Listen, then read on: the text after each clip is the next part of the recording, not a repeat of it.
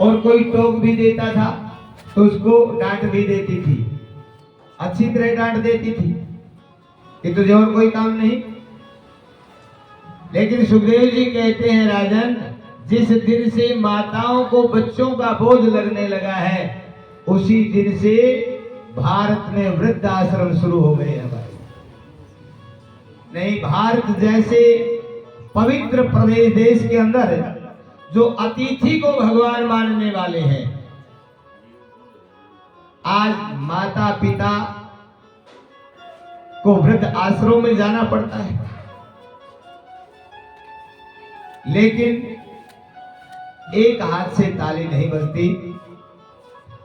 आजकल एक एक दो दो बच्चे होते हैं, उनके लिए भी एक आई लगाई जाती है। बच्चे पालने वाली, उसका ये पता नहीं कहां से है, किस खानदान की है, क्या संस्कार है इसमें। क्यों? क्योंकि बच्चा जिसके साथ रहेगा, जैसी संगत वैसी रंगत। जो अपने हाथ से वो खिलाती भी है, पिलाती भी है, सुलाती भी है, नहलाती भी है, तो उसी के संस्कार बच्चे में आ जाते हैं। माता पिता चाहे कितने भी पवित्र हों, लेकिन जो लालन पालन करने वाली ढाई होती है, जो आई जिसको बोलते हैं, वो बच्चे के अंदर संस्कार आ जाते हैं भाई, और यहीं से सब बिगड़ जाता है। इसलिए जब बच्चे का पूर्ण अधिकार अपने माता की ममता के ऊपर होता है और माँ अपने पुत्र को वो प्यार और दुलार नहीं दे सकती, अपने हृदय से नहीं लगा सकती, तो वो माँ मूर्ख है जो कि ये उम्मीद रखती है कि मेरा बच्चा बुढ़ापे में मेरी सेवा करेगा।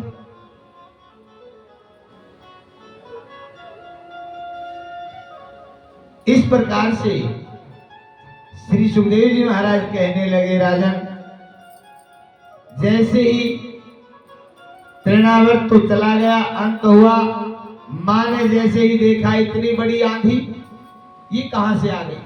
लाला को संभालने के लिए बाहर आई, लेकिन आंधी के कण आंखों में बढ़ गए, घुस गए। वो बूढ़ी आंखें टिमटिमाती हुई आंखों को मसलती हुई, कभी लाला को इधर देखती है, कभी इधर देखती है। लाला तो यही बैठे थे, लेकिन चारों तरफ देखा, लाला नहीं मिले तो जोर जोर से चिल्लाने लगी, रोदन करने लगी।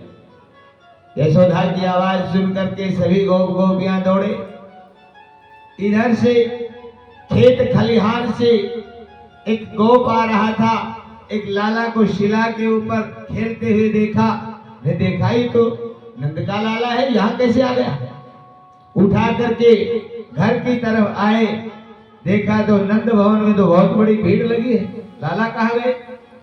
लेकिन वो गोप लाला को लेकर के आए, उन्होंने सारा वृत्तांत बताया। अब लाला को पुनः शुद्ध किया गया, पंचगव्य आदि से स्नान किया और श्यामा गौ के पूंछ का झाड़ा लगा करके लाला को शुद्ध किया है। समय निकलने लगा, आज लाला 1 वर्ष के हो गए। इधर यादवों के कुल गुरु श्री गर्गाचार्य जी महाराज मथुरा में वासुदेव से मिलने के लिए आते हैं कि कई दिनों से मेरे यजमान जेल में हैं, कुशलक्षेम पूछ करके आओ। जैसे ही जेल में आए, देवकी वासुदेव ने प्रणाम किया, गुरुदेव ने आशीर्वाद दिया और बेड़ियों में जकड़े हुए वासुदेव जी ने करवत प्रार्थना की, गुरुदेव आप तो त्रिकालदर्शी हैं, आप तो जानते हैं हमारे 2 लाला गोकुल में नंद भवन में पल रहे हैं, लेकिन आज तक हमारे लालाओं का नामकरण संस्कार नहीं हुआ। अगर आपका आशीर्वाद हो जाए, आपकी कृपा हो जाए तो उनका नामकरण कर दो। जैसे ही वासुदेव ने ये बात कही, गर्गाचार्य ने कहा मौन। वासुदेव, क्या तुम जानते नहीं दीवारों के भी कान होते हैं। कंस की नजर पहले ही उन बच्चों पर है। अगर मैं नामकरण के लिए चला गया, जो कंस का संदेह वो यकीन में बदल जाएगा कि ये तो नंद के ही बच्चे हैं, देवकी के ही बच्चे हैं। इसलिए बच्चों के प्राणों पर संकट आ जाएगा। बिना नाम तो चलेगा, कोई बात नहीं, नाम के बगैर कुछ अटका नहीं है, नाम तो फिर कभी रखा जाएगा, लेकिन ऐसी भूल आज के बाद कभी मत करना। वसुदेव देवकी ने कहा तो गुरुदेव जैसे आपका आदेश। इधर गर्गाचार्य जी महाराज आशीर्वाद दे करके अपने कुटिया में आते हैं। कुटिया में आकर के प्रभु का ध्यान किया, पंचांग उठाया, पंचांग में देखा कल का ही बहुत सुंदर अमृत सिद्धि योग लगा है और नामकरण के लिए बहुत सुंदर समय है, लेकिन जाऊं कैसे? इधर कंस के गुप्तचर रात दिन चारों तरफ मंडराते रहते हैं। अगर गुप्तचरों ने पता लगा कि गर्गाचार्य जी महाराज वहां नामकरण के लिए गए थे तो परेशानी खड़ी हो जाए। योजना बनाने लगे और एक निर्णय लिया, कोई बात नहीं, मैं तो ब्राह्मण हूं, रात्रि में ही यमुना के किनारे किनारे अपनी धोती लंगोटी उठा करके चलूंगा। अगर कोई पूछेगा तो बताऊंगा कि यमुना में स्नान करने जा रहा। देखने वाला भी देखेगा कि ब्राह्मण देवता है यमुना में स्नान करने जा रहे हैं। इस प्रकार की योजना बना करके गर्गाचार्य जी महाराज रात्रि में ही यमुना के किनारे किनारे गोकुल की तरफ प्रस्थान करते हैं। और जैसे ही ब्रह्म मुहूर्त हुआ, सूर्योदय होने का समय हुआ, उसी समय गोकुल के नजदीक लगे यमुना के किनारे गोकुल में नंद बाबा की बहुत बड़ी गौशाला है, जिसमें 9 लाख गौए हर रोज सेवा पाती है। भाई नंद बाबा गौशाला में गौ सेवा करके जैसे ही गौशाला के द्वार पर आए और जैसे ही यमुना की तरफ देखा, क्या देखा? गर्गाचार्य जी महाराज के दर्शन हुए। नंद बाबा बार बार आंखों को मसलते हैं, क्या मैं स्वप्न देख रहा हूं या सत्य है? बार बार टिमटिमाती हुई आंखों से देखते हैं, फिर मलते हैं, फिर देखते हैं। यकीन हुआ ये गर्गाचार्य जी हैं। दौड़ लगाते हैं और यमुना तट पर खड़े हुई गर्गाचार्य के चरणों में दंडवत प्रणाम करते हैं। गर्गाचार्य जी महाराज ने आशीर्वाद दिया। बाबा गौशाला में लेकर के आए, चरणों का पखारन किया, गुरुदेव का पूजन हुआ, बिठा करके चरणों में बैठकर करवत प्रार्थना करने लगे। गुरुदेव आप तो त्रिकालदर्शी हैं, आप जानते हैं हमारे घर में 2-2 लाला है, आप आ गए हैं, आप जैसा विद्वान हमें कहाँ मिलेगा? अगर आपका आशीर्वाद मिल जाए तो हमारे बच्चों का नामकरण संस्कार हो जाए। गर्गाचार्य जी कहने लगे, नंद जी एक शर्त पर मैं नामकरण संस्कार आपका कर सकता हूं। कौन सी? किसी को कानों कान खबर न लगे और गौशाला में ही गुप्त रूप से किया जाए। यशोदा और रोहिणी को कहो अपने अपने बच्चों को लेकर के गौशाला में आ जाए और तुम पूजा की यज्ञ की सामग्री लेकर के गौशाला में आ जाओ, बस। और किसी को इस बात का पता तक न लगे कि यहाँ बच्चों का नामकरण हो रहा है। अगर ये शर्त मंजूर है तो हम नामकरण के लिए तैयार हैं। अगर ये शर्त मंजूर नहीं तो इतना समय हमारे पास नहीं है। लेकिन आए तो नामकरण के लिए ही थे। अब नंद बाबा ने कहा, कोई बात नहीं गुरुदेव, आप जैसा चाहते हैं, आपका जैसा आदेश। अब गर्गाचार्य जी महाराज तो गौशाला में बैठ करके भगवान का भजन करने लगे और नंद बाबा घर में आए। यशोदा और रोहिणी से सारी बातें बताई कि आराम से स्नान आदि से निवृत्त होकर के अपने अपने बच्चों को लेकर के गौशाला में पहुंच जाओ। बाबा आए हैं, आज नामकरण संस्कार कराएंगे, लेकिन किसी को खबर मत देना। इतना कह करके नंद बाबा बाजार में पूजा हवन की सामग्री लेने के लिए चले गए।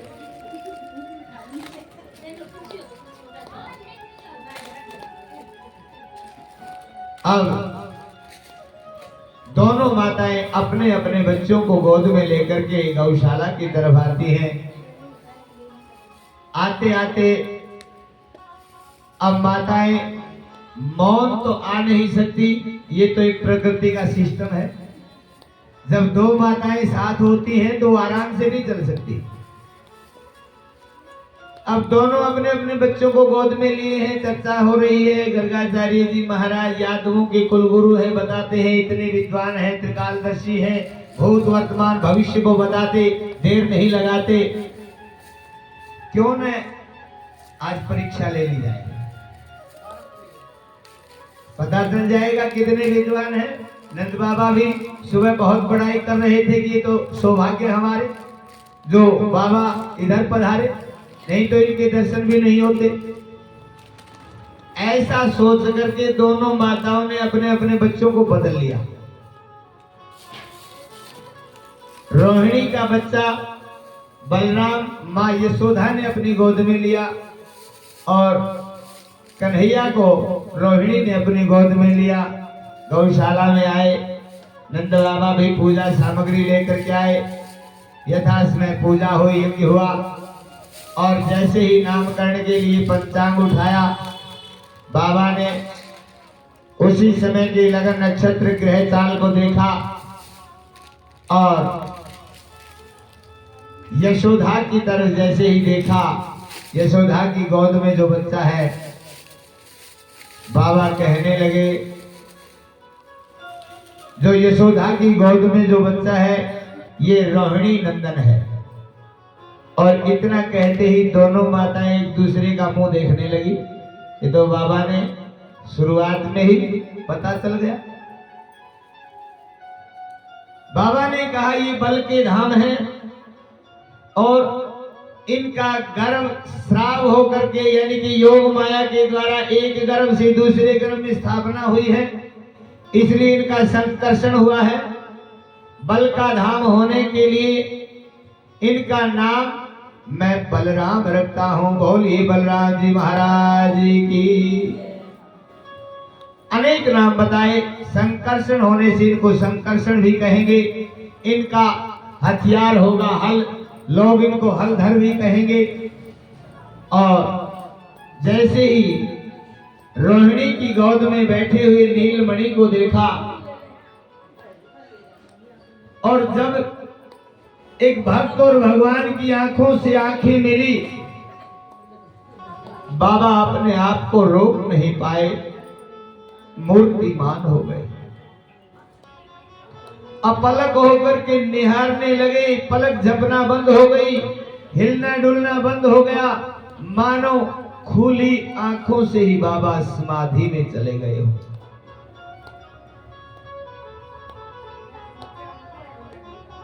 बाबा सोच रहे हैं, इतने वर्षों से जप तप करते करते इतना समय निकल गया, आज वही लोकीनाथ मेरी आंखों के सामने।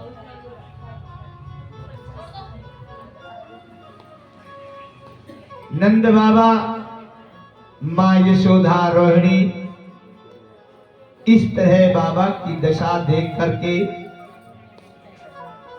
वो भी मूर्तिमान हुए। और लंबा समय बीत जाने के बाद मैया बोलती है, बाबा बाबा बाबा। लेकिन बाबा तो समाधि में जा चुके थे। अब मैया एक दूसरे की तरफ देखती हैं कि बाबा पधार तो नहीं गए, आए तो थे नामकरण के लिए, अब तक तो ठीक थी, अब क्या हुआ। नंद बाबा से कहने लगे, संभालो बाबा को, अगर बाबा को कुछ हो गया तो ये भी एक समस्या खड़ी हो जाएगी, ब्रह्म हत्या का पाप लगेगा। बाबा आए तो ठीक थे, नंद बाबा ने बाबा के चरण पकड़ करके आवाज लगाई, बाबा बाबा। जोर से आवाज लगाने पर मानो कई वर्षों से लगी हुई बाबा की समाधि टूट गई। बाबा ने पुनः लाला को देखा, फिर समाधि में जाने लगे। अब लाला को बाबा ने अपनी गोद में लिया, भैया मेरी गोद में दे दो। अब जैसे ही लाला को अपनी गोद में लिया है, बाबा लाला को निहार रहे हैं, लाला बाबा को निहार रहे हैं, मानो आंखों ही आंखों में सारी बातें हो रही हो। बाबा कहने लगे, मानो कहते हो, प्रभु सारे संसार को रचने वाले, पालना करने वाले, संहार करने वाले, संसार को हर वस्तु का नाम देने वाले, आज मेरे को आपके नामकरण करने का सौभाग्य मिला है। क्या नाम रखूं आपका? आपके नाम अनेक अनूपा प्रभु, आप तो रोम रोम में रमण करने वाले हो। कितने ही नाम हैं। अब लाला मुस्कुराए, बाबा ये तो आपका कर्म भी है और आपका धर्म भी है, और मेरा भी ये सौभाग्य होगा जो आपके द्वारा मेरा नामकरण होगा, मेरी पहचान इस दुनिया में बनेगी। जैसे ही दोनों टकटकी लगा करके एक दूसरे को मूर्तिमान होकर के देख रहे हैं, बाबा की आंखों से प्रेम आंसू झरने लगे। नंद बाबा ने देखा, पूछने लगे, बाबा क्या बात है, क्या हमारे लाला के भाग्य में कुछ और है? गर्गाचार्य जी ने कहा, नहीं, तुम्हारा लाला बड़ा सौभाग्यशाली है, तो नाम बताइए। बाबा ने कहा, ये श्याम वर्ण लेकर के इस युग में आया है, और तुम्हारे लाला में एक गुण है, जो तुम्हारे लाला को देख लेगा या तुम्हारा लाला जिसको देख लेगा वो इसी का होकर के रह जाएगा। इसमें इतना बड़ा आकर्षण है, और श्याम वर्ण होने के कारण और ये खिंचाव होने के कारण, इसलिए मैं इसका नाम कृष्ण रखता हूं। बोलिए कृष्ण चंद्र भगवान की। कृष्यति इति कृष्णा, जिसके अंदर इतना आकर्षण हो कि जो देख ले वो उसी का हो जाए।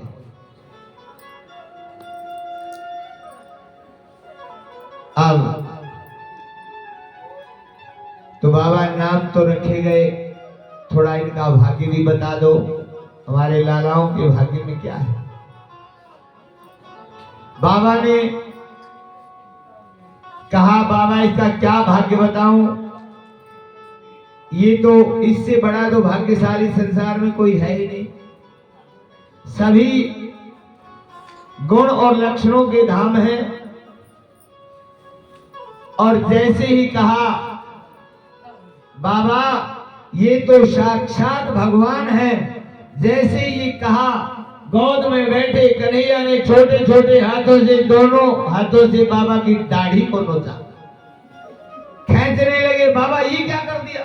बाबा को वेदना हुई, और जैसे ही कहा, लाला ये क्या कर रहे हो, मुझे कष्ट हो रहा है। तो आपने ये क्या कर दिया? आपने तो पहले ही बता दिया कि भगवान है। अब नंद बाबा तो यहीं पर मेरा एक छोटा मंदिर बनाएंगे, ब्राह्मणों को बुलवा करके यहीं बिठा देंगे, रूखा सूखा जैसा मिलेगा उसी में भोग लगाना पड़ेगा। मेरी लीलाओं का क्या होगा? गर्गाचार्य जी महाराज कहने लगे, तो महाराज ये दाढ़ी छोड़िए आप प्रभु, अरे ब्राह्मण है, हमें बदलते बाहर थोड़ी लगेगी, मैं व्यवस्था बनाऊंगा, कोई दाढ़ी छोड़ो आप। लाला ने कुछ दाढ़ी को हल्का किया, नंद बाबा की तरफ देखा तो मानो नंद बाबा भी इस चिंता में पड़ गए कि ये तो भगवान आ गए हैं, अब यहाँ पर एक मंदिर बनवाना पड़ेगा, ब्राह्मणों को बुलाकर स्थापना करवाऊंगा, एक पुजारी भी यहाँ पर आरती पूजा के लिए रखना पड़ेगा। बाबा ने, गर्गाचार्य जी महाराज ने देखा बाबा की तरफ, कहने लगे बाबा जैसा सोच रहे हो वैसा कुछ नहीं है। क्या मतलब? अरे मैं तो ये कह रहा था कि जैसे भगवान में जो गुण होते हैं ऐसे कुछ लक्षण तुम्हारे लाला में देखने को मिलेंगे जिसको साधारण मनुष्य कोई नहीं कर सकता। मैं तो इतना कह रहा था, और भगवान थोड़ी है ये, और लालाओं से अच्छे हैं और सभी बातें हैं, सर्वगुण संपन्न है। आप जो सोच रहे हो ऐसा कुछ नहीं है। अब सभी बातें हुई। माताओं को जब बच्चा हो जाता है, बहू की बड़ी जल्दी होती है। मैया ने पूछा बाबा थोड़ा ये भी देख लो कि इसकी बहू कैसी आएगी।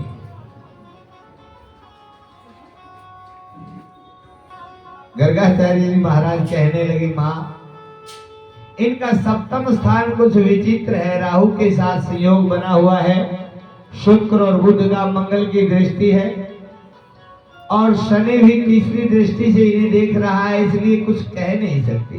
क्या मतलब बाबा?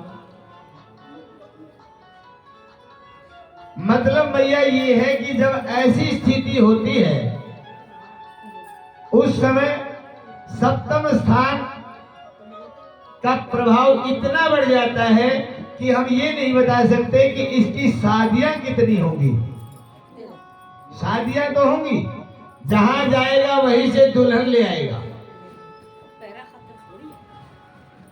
अब इस प्रकार से बाबा ने फलादेश किया। आज बाबा आए हैं, यहीं पर भोग प्रसाद की सारी व्यवस्था, बहुत विस्तार की लीला है। आइए, लाला का नामकरण संस्कार हुआ है, छोटा सा भजन, हम भी यहाँ पर थोड़ा उत्सव मना ले। गोकुल में तो नहीं मनाया गया, लेकिन हम तो मनाएंगे।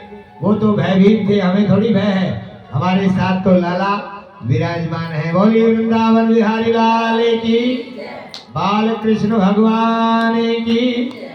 आइए, एक भजन के द्वारा सभी करतल ध्वनि से सभी गाएंगे और साथ देंगे, आनंद लेंगे, उत्सव मनाएंगे और अमृतमयी कथा का रसास्वादन लेंगे।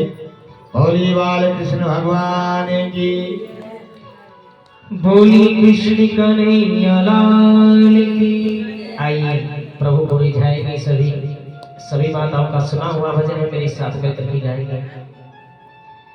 नटवर नागर नंदा भजो रे मने गोविंदा,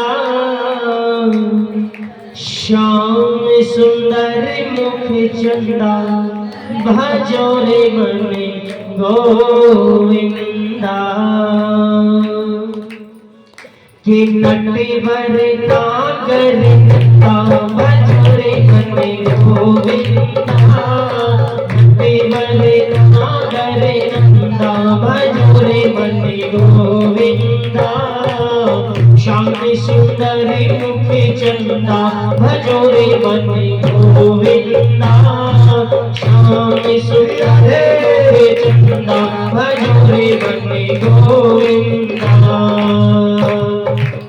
तू ही नटवरे तू ही नागरे, तू ही नटवरे तू ही नागर, तू ही बाल मुकुंदा भजोरे मने गोविंदा, तू ही बाल मुकुंदा भजोरे मने गोविंदा।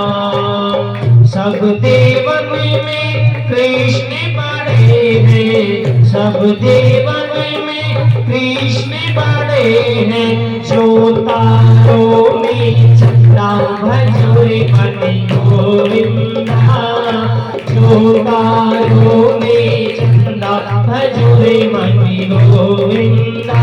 गाओ करना करे नंदा भजोरे मने गोविंदा, श्याम सुंदर मुख चंदा भजोरे मने गोविंदा। सब सखियन में राधा जी बड़ी है, सब सखियन में राधा जी बड़ी है। जो नदियों बिच गंगा भजोरे मन गोविंदा, जो नदियों बिच गंगा भजोरे मन गोविंदा। नटवर नागर नंदा भजोरे मन गोविंदा। वृंदावन में रास रचायो, वृंदावन में रास रचायो। नाचते बाल मुकुंदा भजोरे मन गोविंदा, नाचते बाल मुकुंदा भजोरे मन गोविंदा। बोलो नटवर नागर नंदा भजोरे मन गोविंदा। श्याम सुंदर मुख चंदा भजोरे मन गोविंदा। मीरा के प्रभु गिरिधर नागर, मीरा के प्रभु गिरिधर नागर। काटो जम का फंदा भजोरे मन गोविंदा, काटो जम का फंदा भजोरे मन गोविंदा। नटवर नागर नंदा भजोरे मन गोविंदा। श्याम सुंदर मुख चंदा भजोरे मन गोविंदा। नटवर नागर नंदा भजोरे मन गोविंदा। बोली बाल कृष्ण गोपाल की, बोली श्रीमद् भागवत पुराण की। बोली वृंदावन बिहारी लाल की। आइए श्री सुखदेव जी महाराज कहते हैं, राजन इस प्रकार से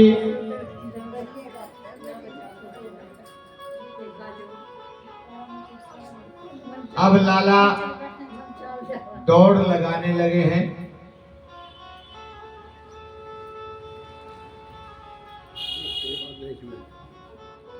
ये बात है इसमें अब बंद करी नहीं यार। आज लाला 2.5 वर्ष के हो गए।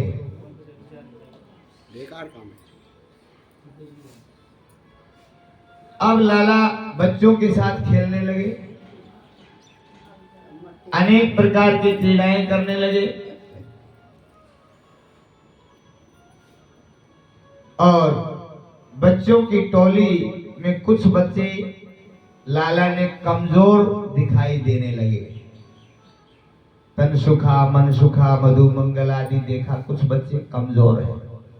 उनसे पूछा, भैया तुम्हारे घर कुछ खाने पीने को नहीं है? बच्चों ने कहा, खाने पीने को तो बहुत है, लेकिन सारा दूध मक्खन जो है बाजार में बेच देते हैं, कुछ बचता नहीं। लाला ने सोचा ये तो अच्छा नहीं। घर में दूध दही मक्खन छाछ होता हो और घर में रहने वालों को ना मिले, ये तो व्यवस्था अच्छी नहीं है।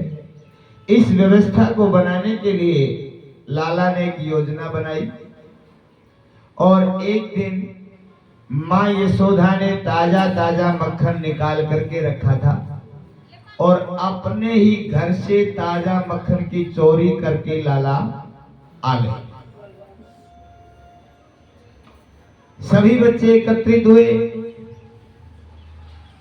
सभी से लाला ने पूछा कि मक्खन सबके घर में होता है कि हाँ सबके घर में होता है, खाते हो कि हाँ खाते हैं, कैसा होता है, यार मीठा होता है, ये भी कोई बताने की बात है। लाला ने कहा तो ठीक है, अपना अपना एक एक हाथ आगे बढ़ाओ। सबने अपना अपना हाथ बढ़ाया, थोड़ा थोड़ा मक्खन लाला ने सबके हाथ पर रख दिया। लाला ने कहा अब इसको खाओ।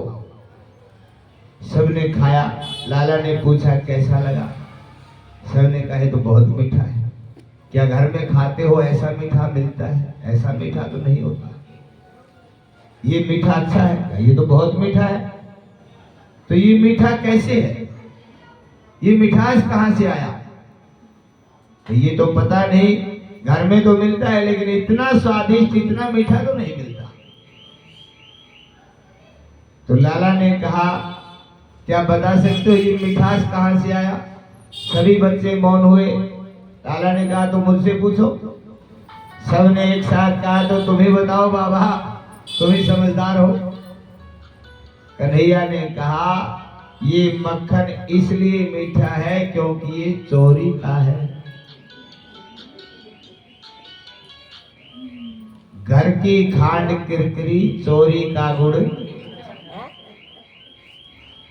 जो चोरी चोरी जो वस्तु प्राप्त होती है उसका एक आनंद ही अलग होता है।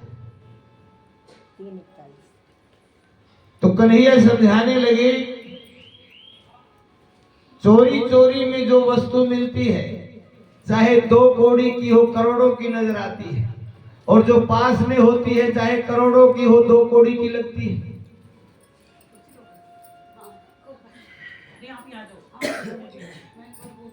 कन्हैया ने कहा, तो ऐसा मीठा माखन खाना चाहते हो? सब ने स्वीकृति दी कि हाँ, अगर व्यवस्था बन जाए तो क्यों नहीं। लाला ने कहा, व्यवस्था तो बनानी हमारे हाथ में है। सभी बच्चों ने स्वीकृति दी। तो लाला ने कहा, इसके लिए हमने एक ट्रस्ट बनाना पड़ेगा, एक मंडल बनाना पड़ेगा। तो बनाइए। अब कन्हैया ने एक ट्रस्ट बनाया और ट्रस्ट का नाम भी रखा जाता है। ट्रस्ट का नाम रखा बाल गोपाल चौर्य मंडल।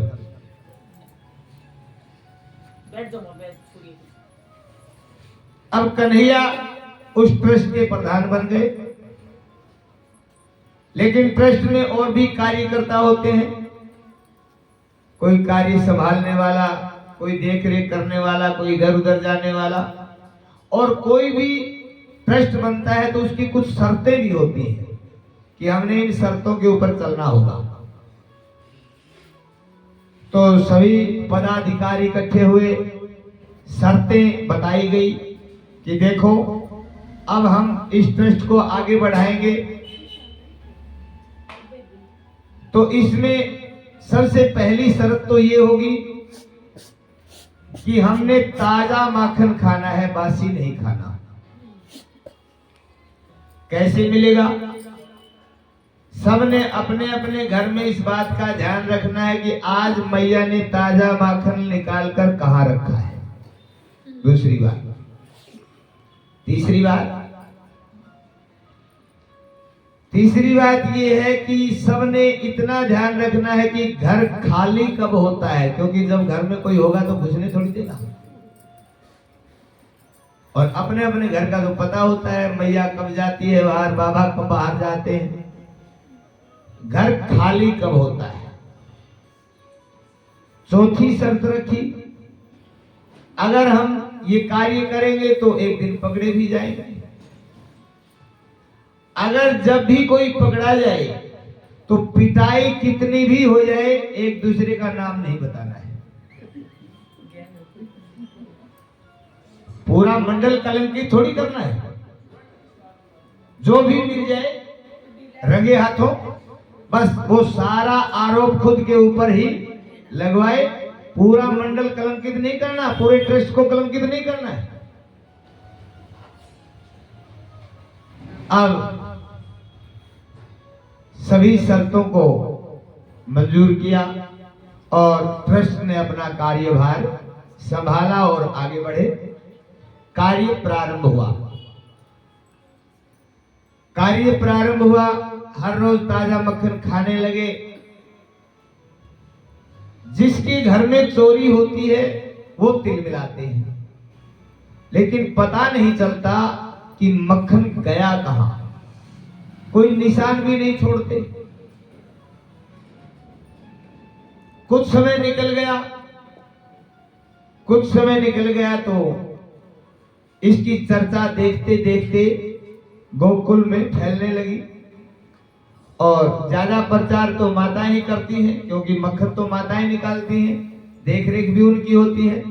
जब भी यमुना में जल भरने जाती हैं, कुएं पर जल लेने जाती हैं,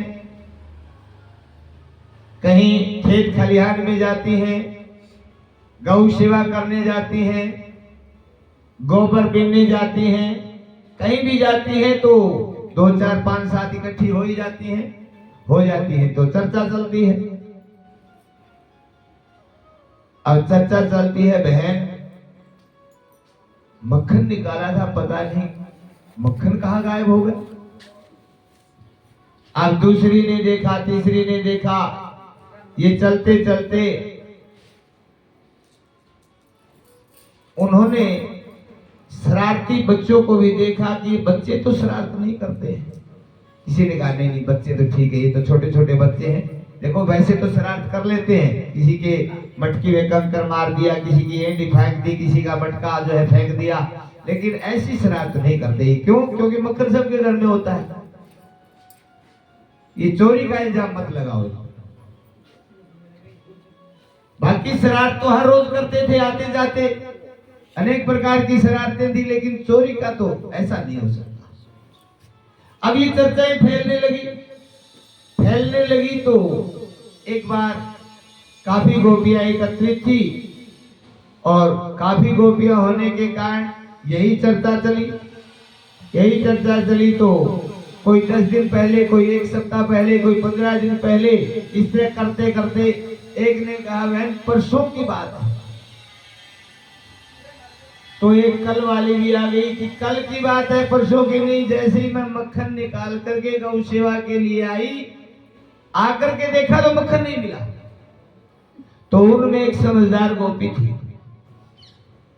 उसने कहा बहन कल की बात है, इस समय की? हाँ इस समय की। अरे बहन जब तू गौ सेवा करने के लिए गई तब मैं आई थी और उस समय ये बच्चे तुम्हारे घर से निकले थे। अब तो इतना इशारा होने के बाद तो 1-2 ने और सपोर्ट किया कि तुम्हारे घर से भी मैंने एक दिन निकलते देखे थे, तुम्हारे घर से भी निकलते देखे थे, और ये जो है ज्यादा फैल गई तो बच्चों की तरफ ध्यान हो गया कि बच्चे ही शरारत करते हैं। बच्चे शरारत करते हैं तो जैसे ही पनघट से पानी लेकर के आ रही थी तो बच्चे तो रास्ते में खेल रहे थे। तो समझदार गोपी थी और उसने उन बच्चों को सुना करके कहा, अरे बहन तुम्हारे घर चोरी की होगी, मेरे घर कभी इन बच्चों ने चोरी की ना, तो मैं बताऊंगी चोरी कैसे की जाती है। अब जैसे ही चिल्लाकर बोली थी, सभी बच्चों ने सुनी। कन्हैया ने देखा उस गोपी का बच्चा भी उसी मंडल में था और इशारे में ही बात हुई कि देखो तुम्हारी माँ ने चेतावनी दी। बोला कोई बात नहीं, कल का तुम्हारा ही नंबर है।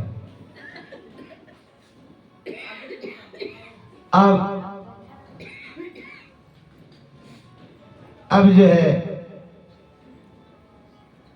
प्रातःकालीन बच्चे तो मंडराने लगे इर्द गिर्द और समझ गोपी भी गई कि कल मैंने चेतावनी दी थी, आएंगे तो जरूर। अब आएंगे तो जैसे ही गोपी बार बार देखती है, निहारती है, सोचा मैं घर से बाहर निकलूंगी तभी तो आएंगे, घर में रुकी रहूंगी तो कैसे आएंगे। बच्चे भी कभी इधर खेल का बहाना करते हैं, कभी इधर खेल का बहाना करते हैं। तो गोपी उसी समय मटका उठा करके पानी का बहाना लेकर के घर से बाहर निकली, कुंडी लगाई और जैसे ही कुछ दूरी के ऊपर टर्न था, मोड़ था एक गली का, तो देखते देखते जैसे ही यमुना की तरफ मुड़ी, दिखना बंद हुआ और बच्चे जो है घुस गए अंदर। अब जैसे ही घुसे, गोपी पानी लेने थोड़ी गई थी, गोपी तो वापिस आई, देखा बच्चे तो घुस चुके हैं। अब जैसे ही देखा बच्चों को, मक्खन जहां रखा था वो तो पता ही था कि यहाँ दबा करके रखा है, वो मक्खन निकाला और वहीं पर जल्दी जल्दी में एक दूसरे को छीना झपटी में बांट रहे थे। तब तक तो आएगी, खा भी नहीं पाए थे। अब कन्हैया बांटने का काम कर रहे थे।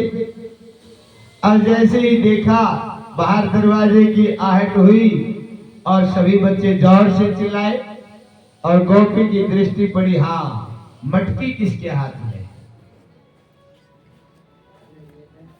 चोर को क्या पकड़ो, चोर की मां को पकड़ो। सोचा ये नंद का छोरा ये कन्वा है ना, यही शरारती है। बाकी तो भाग गए लेकिन उसको पकड़ लिया, एक कमरे में बंद कर दिया, आगे ताला लगा दिया। आज यशोदा से कहूंगी जा करके। यशोदा के घर गई। यशोदा देखो हम कितने दिनों से कहती थी ना ये बच्चे चोरी करते हैं, बच्चे चोरी करते हैं, लेकिन आप भी मना करती थी, हमारे घर में कोई मक्खन की कमी थोड़ी है। लेकिन आज चलो मेरे साथ। कहाँ है लाला? आज चलो मैं दिखाऊंगी। अब जैसे यशोदा जी को साथ लेकर के गई और भी गोपियां साथ में हुई, कुछ गोप भी साथ में हुए कि पहली बार ये केस हुआ है, नंद के लड़के ने चोरी की है। देखने वाले, क्योंकि नंद जी तो गांव के प्रधान हैं, और भी टोली साथ में हुई। और उस गोपी ने जाकर के जैसे ही ताला खोला तो क्या देखा, वहां तो उसी गोपी का ससुर हुक्का पी रहा है। यशोदा ने कहा, अरे गोपी क्यों बेकार में मेरे बेटे को चोर बनाती हो। अब वो गोपी क्या बोले। अब अगला दिन निकला, ये चर्चा सारे गोकुल में फैल गई। गोपी कहती है, अरे मैंने बंद किया, ये बूढ़ा खसुट कहां से आ गया पता नहीं। तो सलाह देने वाले होते कि हो सकता है तुम बंद करके गई हो, नंदरानी को बुलाने के लिए पीछे से बूढ़ा आ गया हो, उसके पास एक चाबी हो, उसने ताला खोल दिया हो और कन्हैया को निकाल दिया हो, खुद स्वयं बैठ गया हो, कहा हो कन्हैया से कि तुम ताला बंद कर दो, और चाबी को लेकर के कन्हैया चंपत हो गए हो। तुमने पकड़ा भी, गोपी पकड़ना नहीं आया, तुम्हें चोर पकड़ने नहीं आते। अब बहुत समझदार गोपियां थी, ये चर्चा फैली, चलो चोर को कैसे पकड़ा जाए, लेकिन मक्खन चोरने की प्रक्रिया बराबर चल रही है। अब एक गोपी नई नई आई थी, पीएचडी करके, डिप्लोमा था, इंटेलिजेंट ज्यादा थी, गोकुल में पहली बार आई थी। उसको भी पता चला, उसने कहा कि तुम्हारे पास डिग्री तो है नहीं, तुम्हें पता नहीं चोर को पकड़ते कैसे हैं। और वही बात खेलते हुए बच्चों को सुनाते हुए उस गोपी ने कहा कि मैं बताऊंगी, कभी मेरे घर आए तो कि चोर पकड़ा कैसे जाता है। ये गोपी तो पागल थी। अब जैसे ही कन्हैया ने फिर देखा कि तुम्हारी मम्मी तो डिग्री लेकर के आई है, लाला ने कहा कोई बात नहीं। अब अगले दिन फिर लाला, सभी बच्चे तैयार हुए और वो गोपी भी पूरी योजना के तहत तैयार थी कि मैं ऐसी गलती कोई नहीं करूंगी जिससे मुझे कलंकित होना पड़े, और मैं इनको बदनाम करके रहूंगी।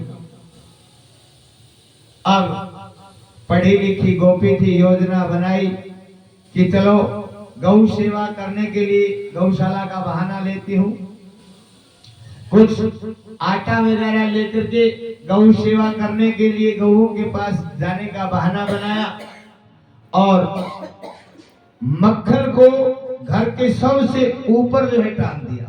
छोटे छोटे बच्चे वहां तक पहुंचेंगे नहीं। अब देखती हूँ, अब बच्चे ने कहा है तो ठीक है, पर कोई बात नहीं, योजना तो बनाएंगे। अब वो गोपी भी आराम से गई कि मक्खन तो काफी ऊंचा है, गए जाएंगे तो घूम घाम करके आ जाएंगे, कोई बात नहीं। अब वो तो आटा वगैरह गऊ को मिलाने लगी, चराने लगी। तब तक बच्चे आए, बच्चे ने बताया कि मक्खन ऊपर है। अब बच्चे तो बच्चे होते हैं, खेल ही खेल में 10 बच्चे नीचे, 8 बच्चे ऊपर, फिर 6 बच्चे, 4 बच्चे, 5 बच्चे ऊपर से। साइड पकड़ो थोड़ा। नीलमणि भगवान कन्हैया सबसे ऊपर चढ़े और सबसे ऊपर चढ़ करके जैसे उस मटकी को पकड़ा और खोला और ऊपर से ही जैसे ही मक्खन निकालने के लिए तैयार हुआ, उसी समय वो गोपी आ गई। अब गोपी आई, दरवाजे पर दृष्टि पड़ी। अब सभी बच्चे एक साथ चिल्लाए, आ गई कह करके सभी बच्चे तो भाग गए, लेकिन कन्हैया उस छीके से लटके रह गए। अब कन्हैया छीके पर लगी मटकी को पकड़े हुए हैं और गोपी उसके पास खड़ी होकर के कन्हैया को निहारने लगी। कन्हैया मानो मायूसता से कहते हैं कि देखो मेरा कसूर नहीं है, इन बच्चों ने ही मुझे यहाँ पर लटका दिया, आज छोड़ दो। गोपी भी आनंद लेती है जब छोटा सा नीलमणि बड़ी कोमलता के साथ गिड़गिड़ाता है, याचना करता है, प्रार्थना करता है कि गोपी आज के बाद नहीं करेगी। लेकिन गोपी तो पढ़ी लिखी थी और अपनी डिग्री के ऊपर पूरा विश्वास था और जानती थी कि मैं सफल नहीं हो सकती कभी भी, मैंने तो गोल्ड मेडल लिया है। अब गोपी ने कन्हैया को नीचे उतारा और कन्हैया का हाथ पकड़ा, कलाई पकड़ी जोर से, आ मेरे साथ। आज बताऊंगी यशोदा को कि चोर कैसे पकड़ा जाता है। अब नीलमणि कन्हैया की वो हल्की पतली सी कलाई अपने हाथ में पकड़ करके खींचती हुई और नंद भवन की तरफ चली। सुखदेव जी कहते हैं राजन, उस गोपी का मकान गोकुल के इस छोर पर था और नंद भवन इस छोर पर था। गांव के बीचों बीच रास्ता था, दिन का समय था, मध्याह्न काल था। बड़बड़ाती हुई लंबा सा घूंघट निकाले हुए आज बताऊंगी यशोदा ने बार बार चिल्लाती थी, मेरा बेटा ऐसा, मेरा बेटा ऐसा, पता नहीं क्या क्या बोलते बड़बड़ाते जा रही थी। जब गांव के बीच में पहुंची, गांव के बीच में बहुत बड़ी चौपाल के चबूतरे पर कुछ गोप ताशपत्ती खेल रहे थे और ताशपत्ती खेल रहे थे। उन्हीं गोपों के बीच में इसी गोपी का एक जेठ भी बैठा। अब वो बड़बड़ाती जा रही थी, सभी गोपों ने देखा इसको क्या हुआ, देखा तो कन्हैया को घसीटे जा रही है। कन्हैया ने पीछे से धीरे से इशारा दिया, बाबा आओ ना एक। वो उठ करके धीरे से पीछे आए, ने कहा क्या बात है, अरे हाथ पकड़ाओ। अब उस गोप का हाथ पकड़ा और गोप का अंगूठा हाथ में लेकर के गोपी से कन्हैया कहने लगे, देखो ना मेरी कलाई में दर्द हो रहा है, मेरा दूसरा हाथ पकड़ लो। गोपी ने कहा लाओ जल्दी ये पकड़ाओ। अब कन्हैया का हाथ छोड़ दिया और कन्हैया ने उसके जेठ का अंगूठा पकड़ा दिया और बड़बड़ाती ही जा रही है। कन्हैया तो पतली गली से आए और पहले ही नंद भवन में और पूरे गांव को चीरते हुए बीचों बीच वो कन्हैया के बहाने अपने जेठ का हाथ पकड़े हुए बड़बड़ाते हुए जा रही है। अब जाकर के नंद द्वार पर पहुंची, जाकर के दरवाजा खटखटाया, यशोदा ओ यशोदा। यशोदा ने सोचा ये कौन आ गई, इतनी चिल्ला रही है, दौड़ करके आई, क्या बात है, क्यों चिल्ला रही हो, अंधी हो गई हो, तुम्हें दिखाई नहीं देता, अब और भी कुछ करना पड़ेगा। यशोदा ने कहा बहन बात क्या है, बात तो बताइए। अरे बहरी तो थी, अंधी भी हो गई हो, हर रोज कहती थी ना मेरा बेटा चोर नहीं है, मेरा बेटा चोर नहीं है, मेरा अब दिखाई नहीं दे रहा। यशोदा ने कहा कहाँ है तेरा बेटा, मेरा बेटा कहाँ है। उसी समय गोपी ने अपना घूंघट उठाया और पीछे मुड़ करके कहा ये देखो। अपने जेठ को देखा हाथ पकड़े हुए, कन्हैया तो बात था ही नहीं। अब उस गोपी की सारी डिग्रियां यहाँ फैल हो गई। यशोदा ने कहा, अरे गोपी, पूरे गांव के बीच से क्यों इतना मजाक उड़ाया है? कुछ इतनी भी बुद्धि नहीं? बूढ़े को घसीटते हुए हाथ पकड़े, शर्म नहीं आई? मुंह भी दिखा दिया, खुले मुंह। क्या सोचेंगे गोकुलवासी? कुछ तो शर्म करो। अब तो यशोदा माँ बोलती रही और वो पानी पानी हो गई, मानो पैरों के नीचे से जमीन निकल गई।